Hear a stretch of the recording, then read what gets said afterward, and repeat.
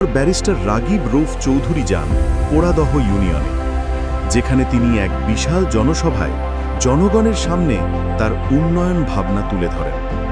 আমাদের এই সময়ে আমাদের একটাই কাজ, আমরা সামনের যে ধানের শীষের পক্ষে আমরা প্রত্যেকে ঐক্যবদ্ধ হয়ে প্রত্যেক গ্রামে গ্রামে আমরা কিভাবে কাজ করব, কিভাবে দেশ নায়ক তারেক রহমান কর্তৃক ঘোষিত 31 দফা সংস্কার কর্মসূচি জনগণের কাছে পৌঁছে দেব, সে ব্যাপারে আমরা কাজ করব, আমরা কাজ করছি।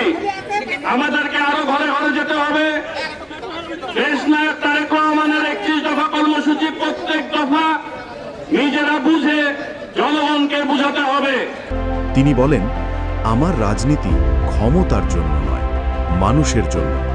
এই জন্য তিনি দলীয় সকলকে মতভেদ না রেখে একসাথে হয়ে ধানের শীষের পক্ষে কাজ করার আহ্বান করেন। তিনি বলেন, মিরপুর হোক ন্যায়, উন্নয়ন এবং মানবতার প্রতীক। তার এই বার্তায় জনতার মধ্যে উচ্ছ্বাসের ঢেউ ছড়িয়ে পড়ে।